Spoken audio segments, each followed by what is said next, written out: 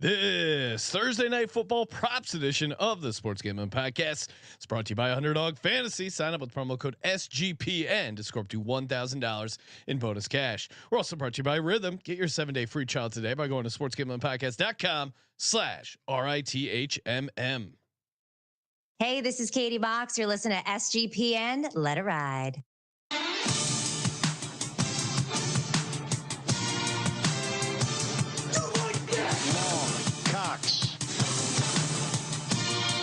He's one of those guys who will get penetration.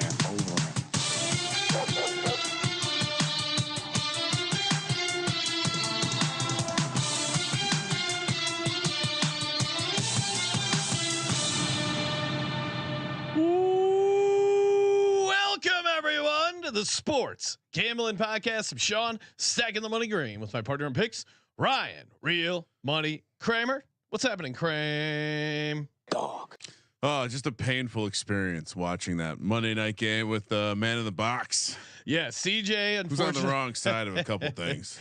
Unfortunately, was on the New Orleans Saints there, man in the box.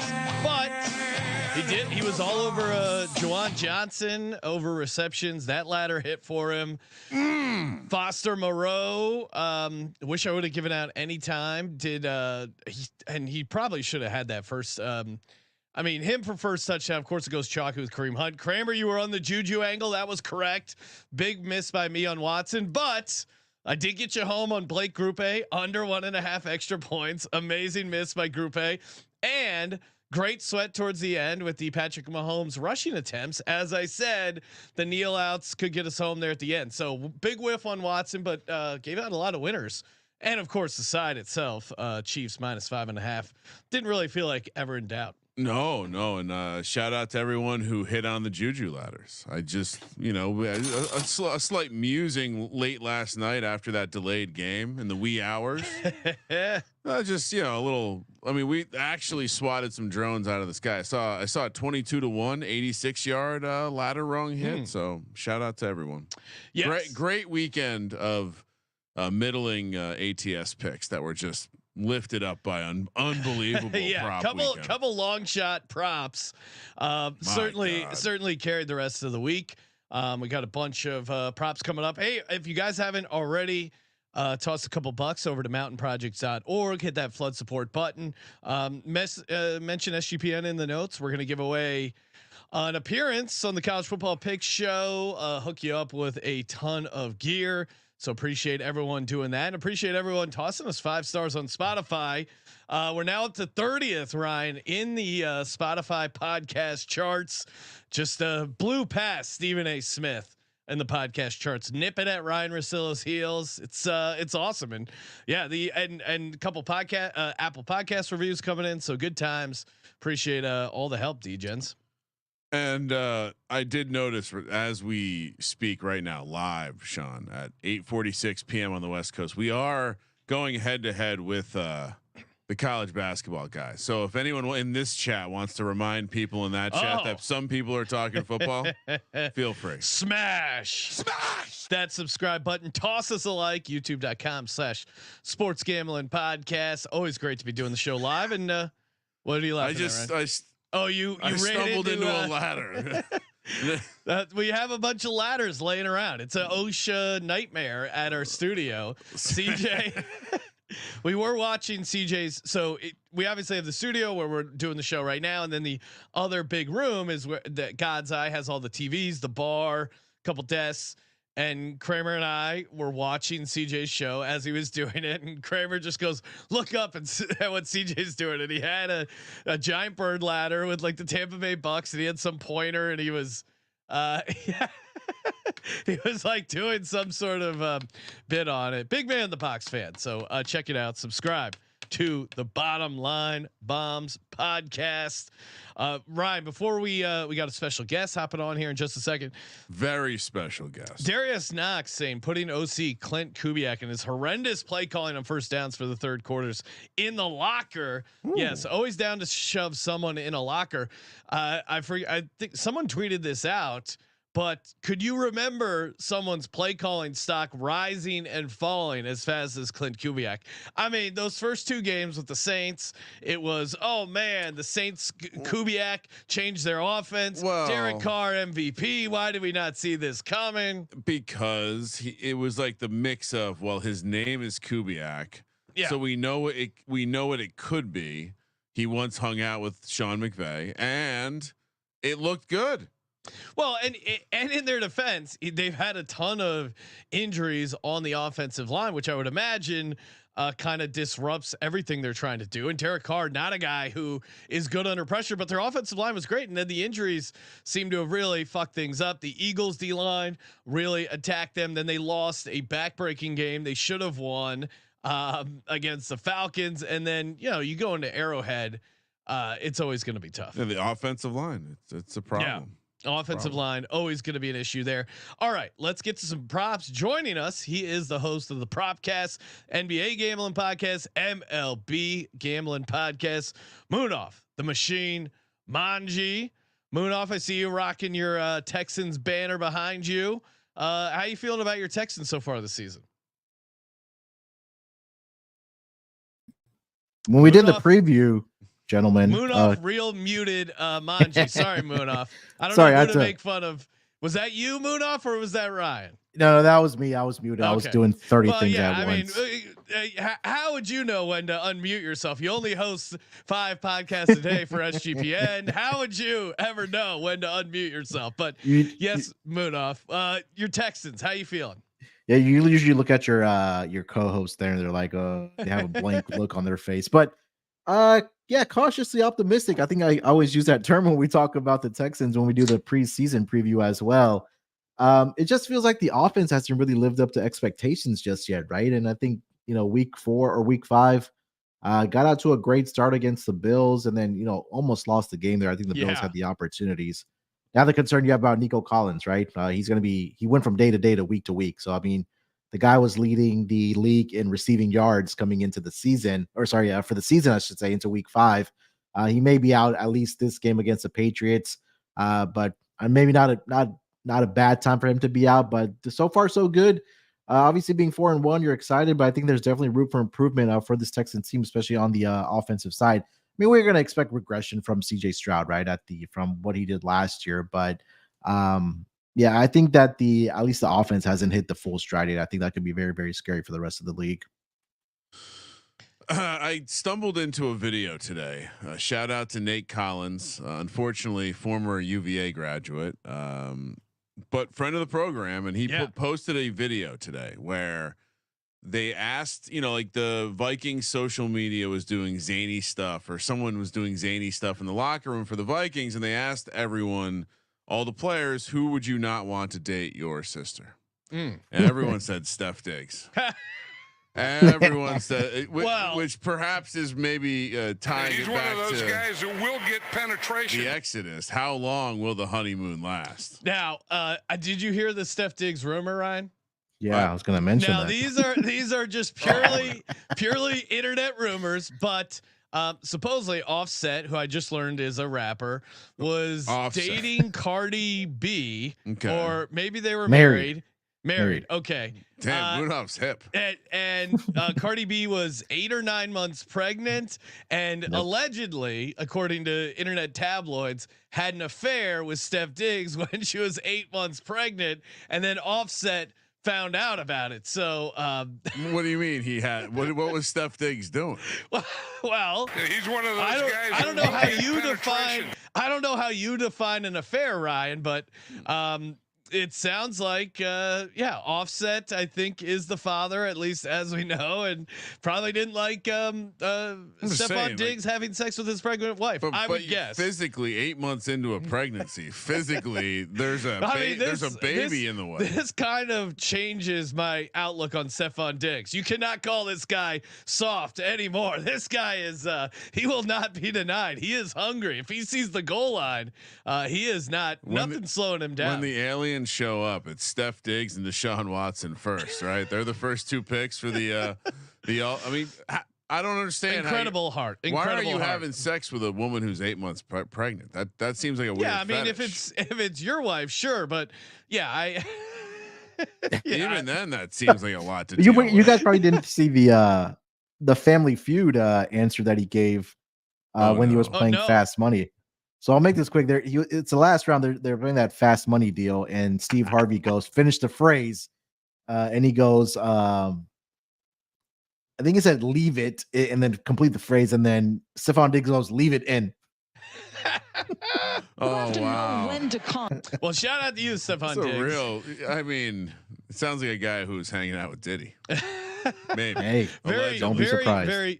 Very hungry on and off the field. Yes. So yeah, I mean Texans for me, once you get the running game going, I think that'll help set up the offense. Defense is always going to be a tough out at home. I mean, Josh Allen only 9 of 30. That was it was like a record low completion percentage for Josh Allen, which is kind of insane. I did not see that coming. I thought it would be. And I thought he would run a little bit more. I thought he should run the ball more. He was effective when he was running. So we'll see. Texans are atop the AFC South, although look out, Titans, the new look Titans coming off the bye. They're coming for you. All right, we're gonna get into some props, of course. If you want to get down some props, go to sportsgamblingpodcast.com/betus. Use that promo code SGPN so they know we sent you. sportsgamblingpodcast.com/BETUS. They got a sweet photo of Mike Vick on their website. They got a bunch of sweet bonuses if you're looking to get down on some bonus action. Lightning fast payout, Ryan. We were in Arizona. I was using a blue colored book, and yeah, I requested a payout. Got it within 24 hours, which is pretty good, but not as good as BetUS. BetUS, I requested the payout. It was like less than an hour later, it hit my cryptocurrency wallet. Deposit and withdrawal using sweet cryptocurrency. Highly recommend BetUS, America's favorite sports book, 30+ years. sportsgamblingpodcast.com/BetUS. All right, you know the deal. We're going to give out 3 of our favorite props for Thursday Night Football. Talk a little first touchdown, maybe some DGen only parlays, and close it out with an underdog entry. Ryan, you have the hot hand.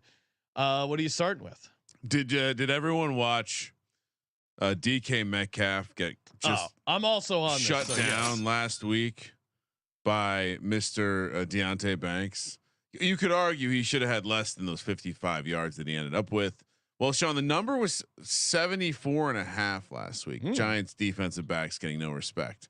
The number this week, 62.5, Sean. Oh, in nice. fact, which is lower than it was a couple weeks back against Detroit. So DK losing some of that respect, and now going up in a matchup where, I like to read what the players are saying.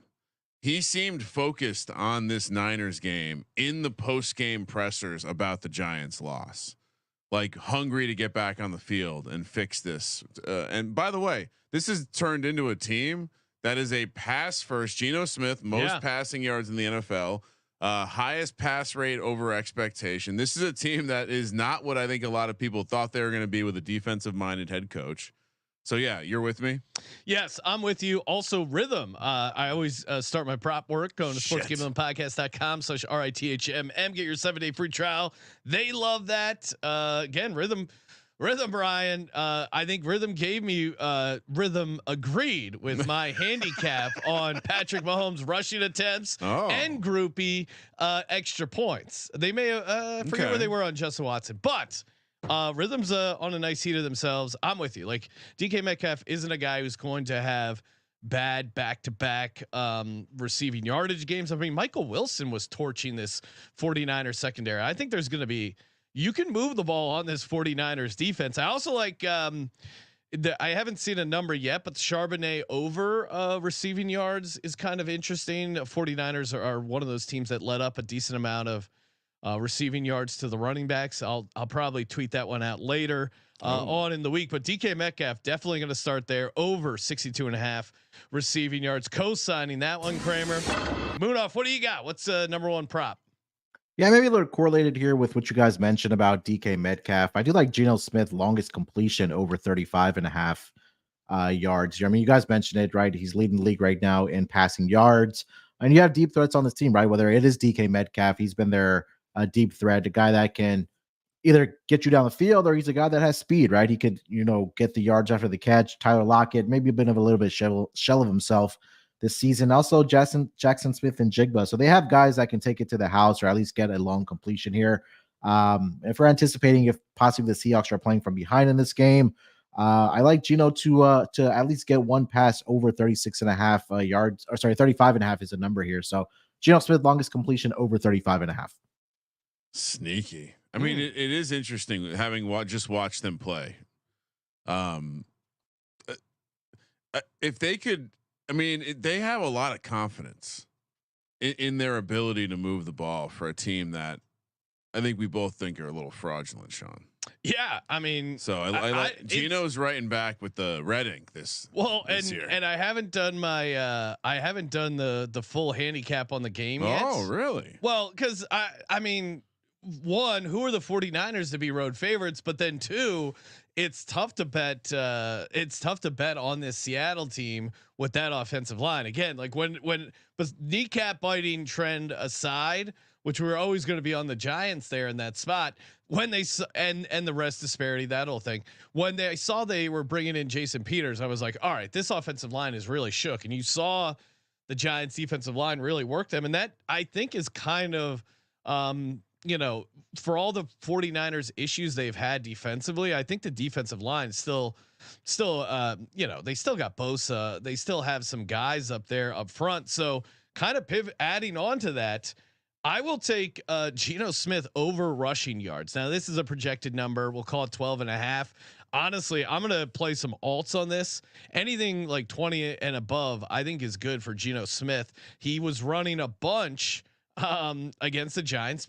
Similar idea here, where the Giants got a ton of pressure against this banged up offensive line. He's gonna scramble, and I wouldn't be, Still, I mean, he had a run where he looked fast. Yes, he's been scrambling a bunch. If you remember, he had that crazy touchdown run against the Broncos in week 1. He's coming off a 4 for 72 against the Giants, 5 for 38 the week before. What do the Giants, 49ers, and Lions all have in common? They all have at least one awesome pass rusher. The pocket will collapse, and he will be out there scrambling. I mean, Kyler Murray, look what he did against. Now, obviously, he's not as good as Kyler Murray. But yeah, I mean, that's to me, whatever you can get his over at. And again, fire on this as soon as it pops up, because I think people are going to be on it because he had such a good game. But I don't think they can adjust this enough. So Geno Smith over 12.5 rushing yards. Nice. Kramer, what are you doing? Yeah, I mean, the Seahawks, I noticed this because the Giants have had a hard time getting the tight end involved in the offense at all this year. Haven't seen much from the rookie Theo Johnson, even though there's some excitement from me. And what do you know? Showed up in this game because this defense, like they let you run the ball, and then off the run you have these nice play action opportunities. So like I said, they're not letting anyone go nuts. The Patriots had a pretty good game with the tight ends back a couple weeks ago, but other than that, it's just been a solid 6 catches a game. Well, if George Kittle gets 6 catches, he's 100% going over his total of 47.5. So also Seattle ranks in the bottom 10 in DVOA against the tight end. So we're gonna take George Kittle. He's coming off a game where he just had 64 yards against the Cardinals, 45 the week before that against the Patriots. So 47.5, George Kittle over receiving yards. Yeah, and he's one of their few. I don't know. Purdy's kind of all over the place. He had some bad picks too. It was just a classic look ahead spot for both teams as well. Moonoff, what do you like? What's another prop you got on your sheet there? Yeah, I mean, hate to be repetitive here, but co-sign what Kramer said there on the George Kittle over on his for sharp. Receiving yards. And you take a look at also the head-to-head against the Seahawks. I mean, we could just go that last 4 games, 181, 93. Did have a game in there 19, but last season, 76 receiving yards. And like Kramer mentioned, that if he's going to get 6 targets or even 6 catches, he's going to fly over this number. So stay tuned maybe for the DGen parlay. It might be part of it, but I do like the over 47.5. I like that. I like that. The teaser or the couple nice things there. No, I mean, the handicap on Kittle makes a ton of sense against this Seattle defense, kind of all over the place. So yeah, I'm in on it. For me, I'm gonna go. Jumping ahead here as far as pricing, I'm gonna give you guys a plus 850 anytime touchdown. Ryan, Yes. what about this gentleman, AJ Barner? That's right. Anytime touchdown plus. That's You why I saw had to do my it. screen earlier. No, I just knew. Right, we have some systems, and a guy like AJ Barner who is popping up on the snap count consistently. I mean, last game was kind of like a lower end for him. He's been averaging, and it was probably because they were playing, weird game script for Seattle there, playing from behind us for so much of the game. But the game before he had 39% snap share. Like he's in the 30 to 40% snap share, and he is tied for the number of tight end red zone targets with Noah Fant. They both have one red zone target. He converted his. Noah Fant didn't, and the 49ers not particularly good. They've already let up 2 receiving touchdowns to the tight end. Plus 850 feels like a nice little sprinkle here to get things cooking. Kramer, what do you got for your third prop? All right, so it does seem like, I mean, maybe they're on their way to being healthier, but on a short week, with the trend that you like to point out, simply rookie coaches into a situation like this against a division rival. So I do think that, like, I'm curious what McDonald's thinking up there, because you're not able to stop the run against the Giants with their backup running back. Yeah. And now you're going against the Niners. I mean, both Tracy and Gray both looked awesome. The offensive line looked awesome. And that makes me think that the 49ers are going to be able to have their way with this defensive front. So it's time. Hold on. If you could just grab something. Oh, just months earlier, we can all remember when Kyle Juszczyk, of course, autographed this beautiful Super Bowl commemorative helmet. Caught the first pass in the Super Bowl, 30-1. Shout out to me. Some of us had 24-1 just for the 49ers. Talk about a great number. Well, Kyle Juszczyk is 7-1 on the anytime, Sean. Really? Fire it up. This is the game. He was coming off a season high 63% of the snaps last week. He had a couple targets, didn't he? He's getting in. He actually didn't get a red zone look, but this is the game, Sean. He's not scored a touchdown in some time. He's due. 7-1. Let's go. If only they offered the first reception market for these Thursday night, and maybe they do. If you find, I don't know if I can hit ever us up at Gambling Podcast, Sean. I don't know if I can ever play that market again. Why? I don't know if you can't chase that high. That was the most perfect handicap I ever had. I mean, I called the play. I called the fucking play in the Super Bowl, Sean. And yeah, I don't know. You can't go back. It's like the hot chick in college that you once had. What are you gonna do? Go back to college and find her? No.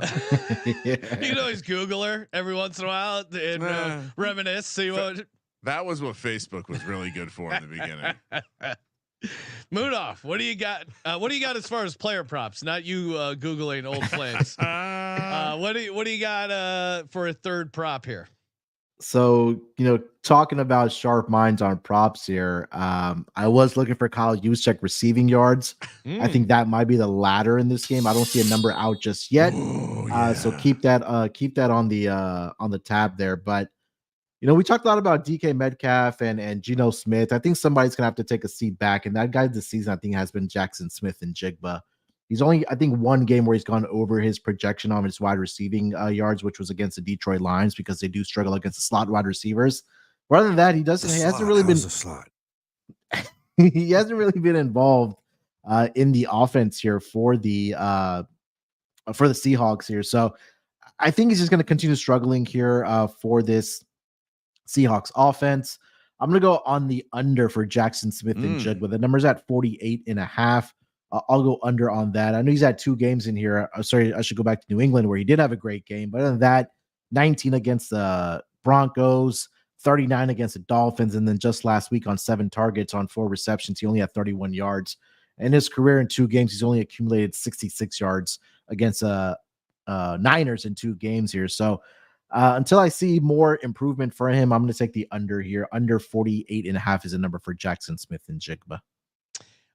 Alex in the YouTube chat wants to know Jordan Mason over 17.5 yards, longest rush attempt. Pretty good look. What do you say about that, Munaf? Yeah, I mean, look, going back to your point, we talked about at the beginning of the season, Sean, that I don't think we see CMC this season. Do they really even need him? That's also true. I mean, how well Jordan Mason's playing? No, I think in the running game, Jordan Mason can kind of do what CMC did. It's CMC in the pass catching role, and I think their efficiency in the red zone has been way worse without Christian McCaffrey. Yeah, that would be the biggest. But I can't imagine the Christian McCaffrey we see is going to be 100%. So you think he's coming back? You believe the reports he'll be back in November? He's God willing, and that's what I knew was a red flag when everyone in their gods. John Lynch said, "God willing, we're hoping to start ramping him up." That to me is a red flag. So I'd kind of be surprised. What God do you think John Lynch worships? I don't know. I'm sorry. Just one more point on Jordan Mason. He's gone over 18 or more yards on his longest rush this season. 24, 22, 18, 25, and 34. I was going to say, and I mean, again, just watch this team with a number of their defenders kind of gotten up because they all had played for the Giants in the past, including Leonard Williams, part of the anchor on the defensive line. It didn't matter. It just didn't matter. So, well, the only concern I would have with playing Jordan Mason stuff, and I do like the longest rush one, but like volume stuff, I'd be slightly concerned because we are seeing Isaac Guerrero pop his head up. He's been getting involved a little bit, had a couple of red zone. Why you mean mugging me, Ryan? I'm just wondering how confident you are on that pronunciation. Guerrero? Yeah. How would you pronounce it? No, I think you're right, but I was more just less about if you were right or wrong and more about seeing you lead. I mean, he did get 2 red zone looks. Yeah. So last week, that's why I would just be somewhat careful about the Jordan Mason stuff. I think Shanahan really takes the fumbling stuff personally. And I think it does impact their playing time. So. You saw him scold Brandon Ayuk. He's in charge. Yeah, I mean, not you. He's in charge. He doesn't seem to do it. And our favorite New Zealand butcher making bacon. Just imagine him chopping up some bacon all the way in New Zealand. God knows what day it is over there, but he's saying Debo Samuel. He had him for 2 touchdowns. Seems like he's not been a huge part of the offense. What do you think of some Debo props there, Munaf? Yeah, I think that again, Brock Purdy does a really good job of spreading the football around, and with Debo Samuel, we know he's like the home run hitter for this team, whether it's in open space or even getting down the field or even, coming out of the backfield, right? They use him on those jet sweeps and those toss plays as well. So, I mean, if there ever was a game on a short week against a division opponent where you need your big ballers to step up, I think it's a great opportunity for Debo to have a big game. Yeah, I mean, normally like division Thursday night game, I'm leaning under, but this feels like it could be an over because there's a lot of issues with both defenses. This feels like a Bengals Ravens type of like what we saw. Yeah, where you're like you expect an AFC North slug match and it turns into this crazy ass shootout. Debo 2 touchdowns is plus 750. Yeah, no thanks. No thanks. Yeah. No. Not DGen enough. All right, Kramer, you gave out your 3 props. Munaf gave out his 3. Let's talk first touchdowns. I'll kick it off. AJ Barner on the anytime. I'm going to be playing him first touchdown. It's a great play. I also 46-1. Sean, there's a 50-1 out there. Okay. I really got the lasers dialed in right now. What about Ryan? Are you playing Geno Smith? Because I think this could be a Geno Smith. You have to 33-1. 33-1. Do we play Isaac Guerrero? I mean, See, I have your formula. So Isaac no, Guerrero. you can play him. I'm not playing him. Okay. I'm cutting Isaac Guerrero. You do have my formula. But this one, I will give Kramer full credit for. Brock Purdy. Somehow they have a 40-1 first touchdown. That's insane. With no CMC, he has been running so. How great is that nugget that at the combine, Brock Purdy's 10-yard split is faster than Debo and Christian McCaffrey? That's not a believable fact. No, and I gave out his anytime last week. It didn't hit, but he's been running the ball a ton. 4 for 33, 5 for 11, 10 for 41. Like he is scrambling because they have their own offensive line issues. So love Brock Purdy. First touchdown 40-1. Geno 33-1. AJ Barner 50-1. Kramer, what do you got that I didn't mention? So I have. Yeah, both quarterbacks 40-1 and 33-1. That's ridiculous. Both quarterbacks are completely fine running the ball. The Barner angle, I'm very shocked that we landed on. I mean, not shocked, but also shocked. I circled him and Jake Bobo because they've also run some red zone stuff for Jake Bobo. But Jake Bobo, I like Jake Bobo. I always want a first touchdown, but his snap share has been horrible this year. Yeah, but this is the game He's you coming dust off them 2 off. snap game. But this is what you do against the Niners. You It's get true. him out there as the fourth receiver or something silly. I hope Bobo gets my fourth guy is Kyle Juszczyk. He's it. 35-1. If I'm playing the anytime, Yeah, you I'm got playing the first. You got to. But this was there's not much excitement to this board. Everyone else is chalky. Like you just gotta. Anyway, Munaf, what do you got? Munaf, what do you got? Yeah, you guys mentioned it. Geno, I like that. Yes. And then what Kramer just mentioned, Kyle Juszczyk at 35-1. I'll throw in Niners defense / special teams to get one. Maybe we get a pick six or a fumble from Geno. I think they can take it to the house. We saw it last week. I know it wasn't the first touchdown, but they got the field goal block and they were able to take it back to the house. So I think this defense will be fired up. I think there's a possibility that either you get a kick return, punt return, or a defensive play. I think they could get it to the end zone as a first touchdown. Could you play breaking news, please? Sure.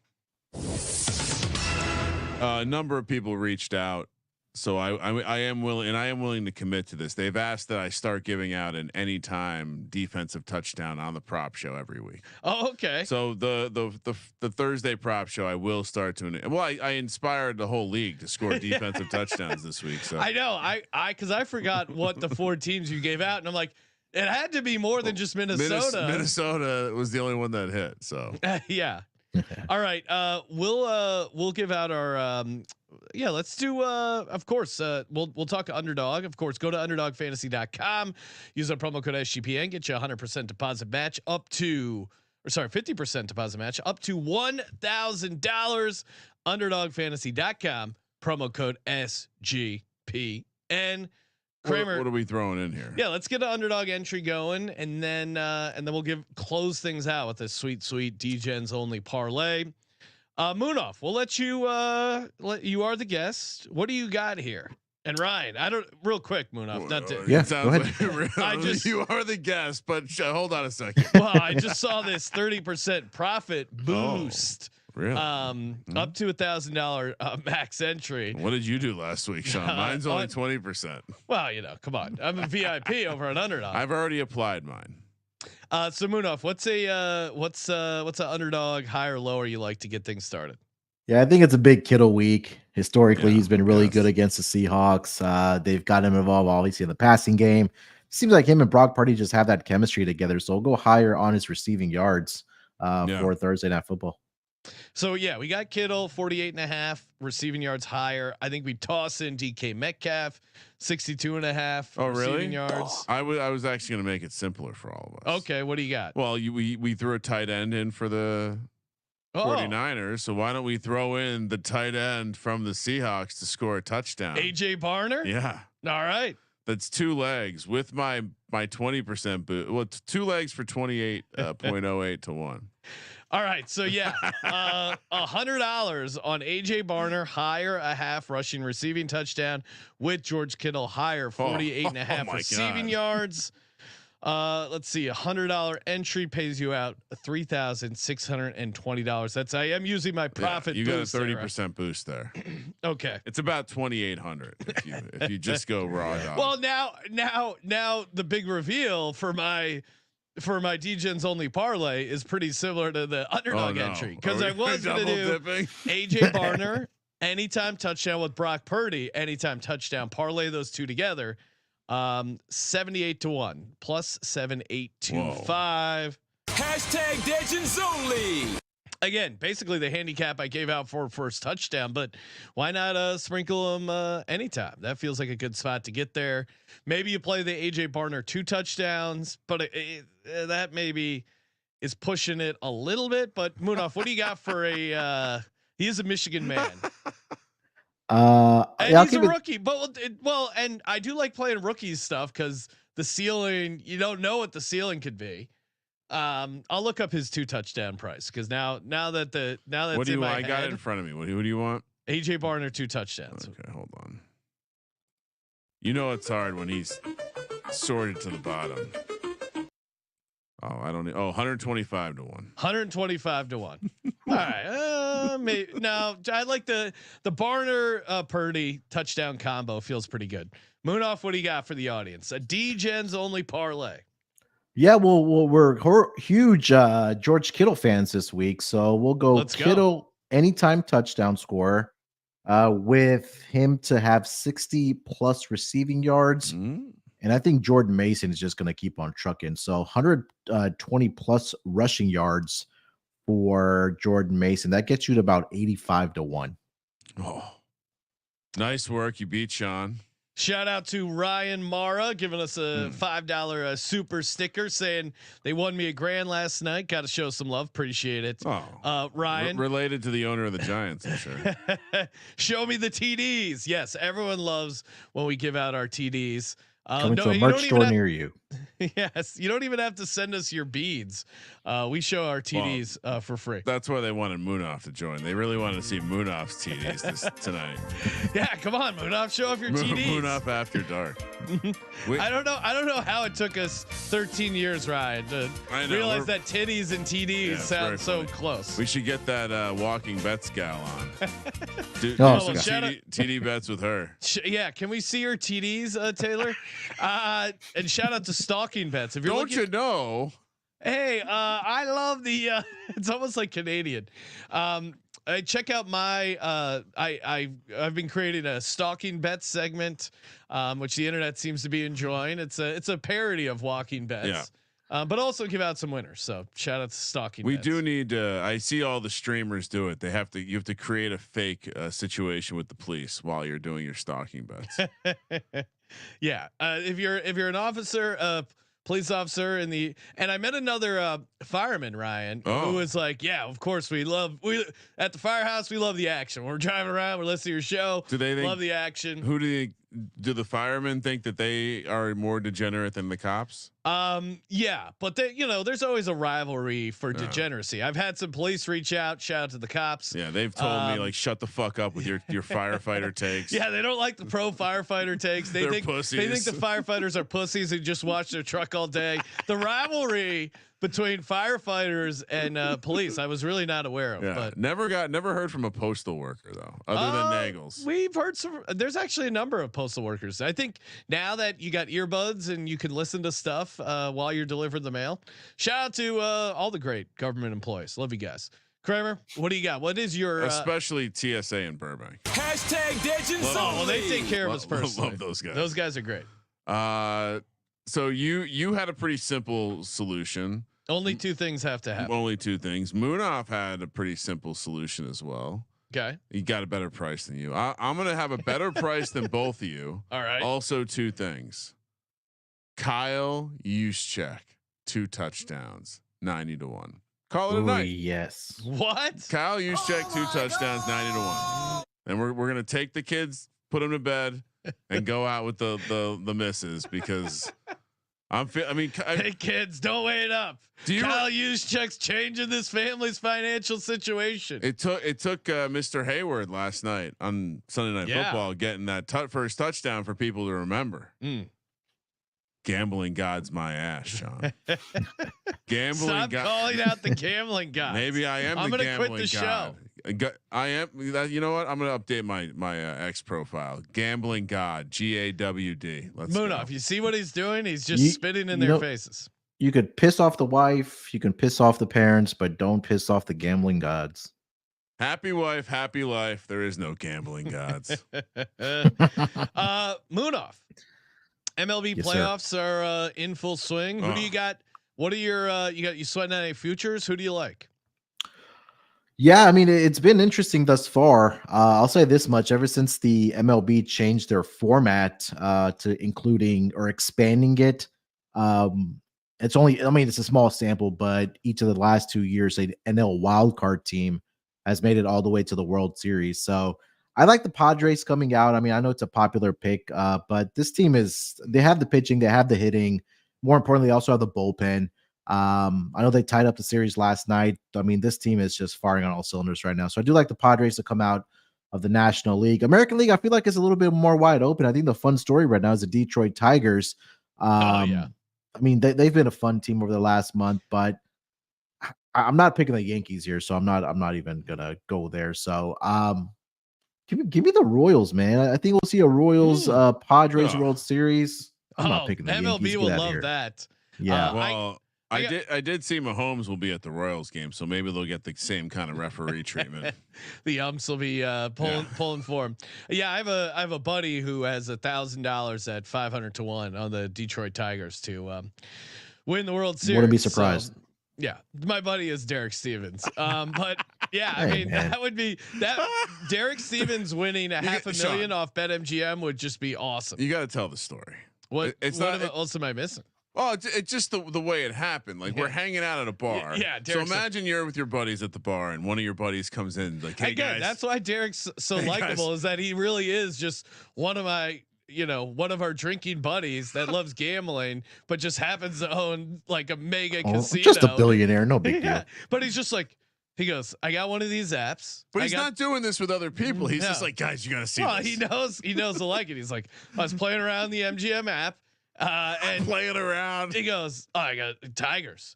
And then he tweets out the screenshot, Ryan. Yeah. And he says, no hedging, no cash out. He's letting it ride with the Detroit Tigers. So I saw they salute to you, Derek. Well, I'm rooting for you in the AL at least. They were road tripping somewhere to. They were at the game. They were at the Cleveland game. The whole crew was there. Yeah. I saw Big Balls. Saw Banksy rocking a Tigers jersey. Circuit crew goes hard. I can only imagine those plane flights because oh man, they like a good cocktail over at Circuit, Ryan. Yeah, I'm sure they make sure there's plenty of stuff for the road, Yeah. or the plane. And hey, next time you're in Vegas, obviously come by the Circuit, especially for our VSiN show, 8 to 11 o'clock Pacific. Perfect time to come say hi after the show.